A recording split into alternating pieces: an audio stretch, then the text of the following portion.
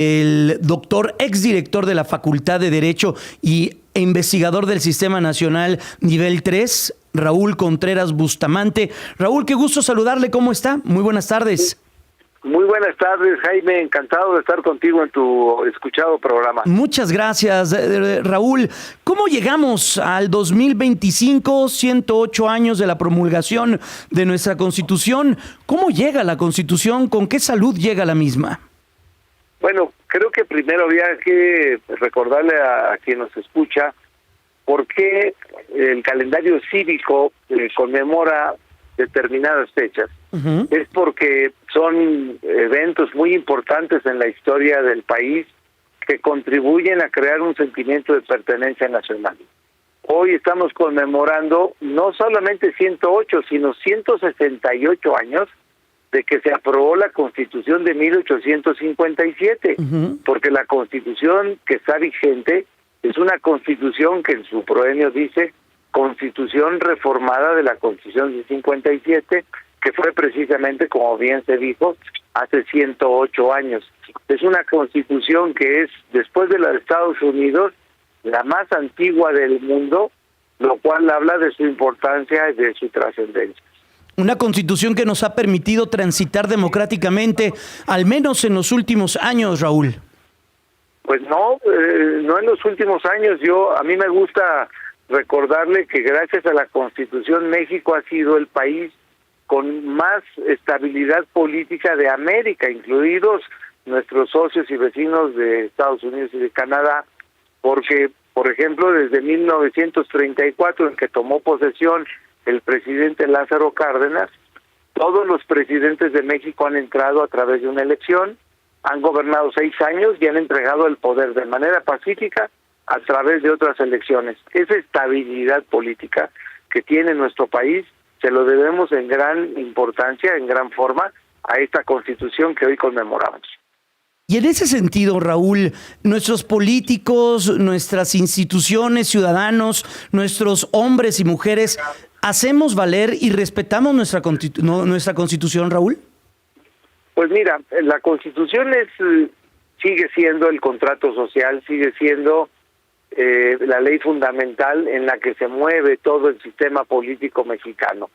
Y desde luego, pues muchas veces los que nos dedicamos a su estudio y a su enseñanza, pues nos conduele de que muchas veces la ciudadanía no la conoce y no la estudia. Uh-huh. Y es que es una Constitución que ha sido muchas veces reformada, que muchas veces ha tenido algunas enmiendas que han sido innecesarias, demasiado reglamentarias, que su texto ha crecido mucho y que desde luego a veces se convierte pues en un instrumento que solamente es para regular las relaciones entre los poderes, entre los partidos y entre una ciudadanía que finalmente se mueve a través de su importancia y de su vigencia. Estoy platicando con el doctor Raúl Contreras Bustamante, exdirector de la Facultad de Derecho, investigador también del Sistema Nacional Nivel 3. Raúl, un evento con el que hoy tuvo y como el que hoy tuvo la presidencia de la República,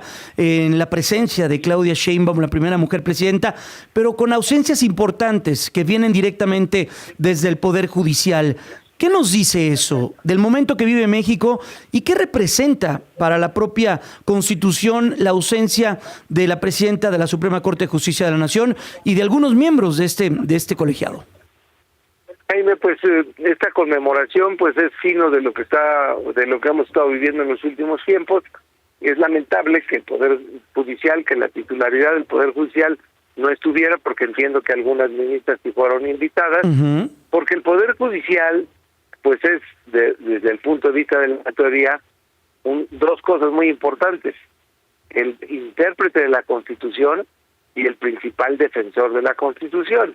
Entonces, de alguna manera, el Poder Judicial, con todo y que estamos viendo una reforma trascendente que habrá de llevar el 1 de junio a la elección directa, democrática, ciudadana de los ministros, magistrados y jueces, pues todavía estamos hablando de una Suprema Corte que, por virtud de la Constitución, seguirá ejerciendo sus funciones hasta el 31 de agosto próximo, y que además pues habrá de dar lugar a una nueva corte electa, pero que será acompañada por magistrados y jueces que en un 50% todavía no han ido a elecciones.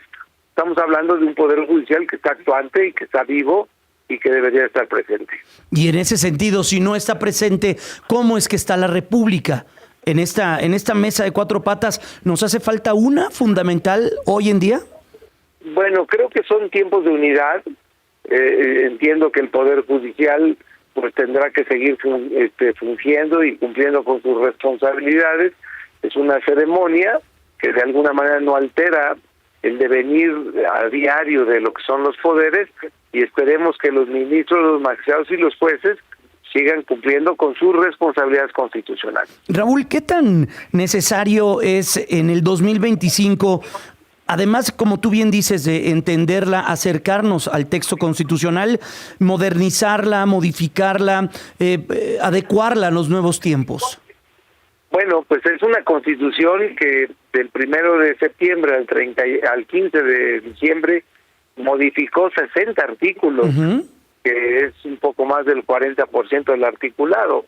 Entonces, quienes nos dedicamos al estudio, a la enseñanza, a explicar la Constitución, tenemos que, a marchas forzadas, actualizar los textos, tenemos que cumplir con una labor fundamental que es la cultura del conocimiento de la Constitución, porque una ley que no es conocida, una ley que no es entendida, pues es una ley que no va a ser observada. Entonces, tenemos que trabajar mucho para que la Constitución y sus reformas sigan adelante. Falta esperar a que el Congreso de la Unión trabaje para la promulgación de las leyes secundarias que las propias reformas establecieron, que tienen un plazo de no más de 180 días naturales. Tenemos que esperar a que haya políticas públicas y a que haya presupuestos para generar todo un cambio en la realidad social. Hay la idea de que la realidad social se modifica solamente con las reformas legales o constitucionales, y eso no es cierto.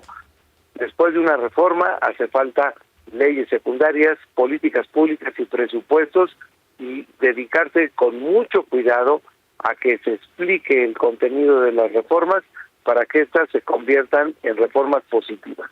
Raúl, por ejemplo, la Constitución norteamericana versus la Constitución mexicana, ¿cuántos cambios ha sufrido ambas constituciones a lo largo de su historia? Y ahí también nos podemos dar una idea de lo que ha sucedido de este lado. Bueno, es que hay que entender un poco de derecho comparado. La Constitución de Estados Unidos ha tenido menos de 30 enmiendas, pero la Constitución se modifica, se actualiza, se reforma a través de interpretaciones judiciales. Y nosotros hemos seguido el camino de que la Constitución se reforma a través de reformas legislativas. Una Constitución muy reformada, pues en síntesis, en especie, sería una Constitución muy actualizada. Nuestra Constitución se ha modificado más de 800 veces en artículos, lo cual indica que es una Constitución que ha estado actualizada. En este momento, como lo comentábamos, estamos todavía procesando tantas reformas que se dieron en el final del año pasado, y de alguna manera pues habrá que seguir adelante para que la Constitución siga siendo una cosa muy importante, Jaime. La Constitución, y de acuerdo a la teoría, es la ley más importante de un país y tiene que ser aprobada, tiene que ser reformada a través de grandes consensos, para que estos consensos puedan de alguna manera pues conducir el cambio de la reforma. Claro. La Constitución a lo largo de estos 108 años ha sido un instrumento que ha generado acuerdos políticos. Lo que no podemos permitir es que ahora la Constitución genere desacuerdos políticos. Entiendo. Y eso es en lo que tenemos que trabajar desde los poderes, desde las instancias políticas, desde la academia, para que no suceda y la Constitución siga siendo un factor de unidad nacional. Pues qué gusto y qué privilegio poder platicar contigo, Raúl. Raúl Contreras Bustamante, exdirector de la Facultad de Derecho de la UNAM. Gracias, Raúl. Fuerte abrazo. Cuídate mucho. Muy buenas tardes. Ha sido un honor estar contigo. Te mando un abrazo. Igualmente, la pausa. Regreso.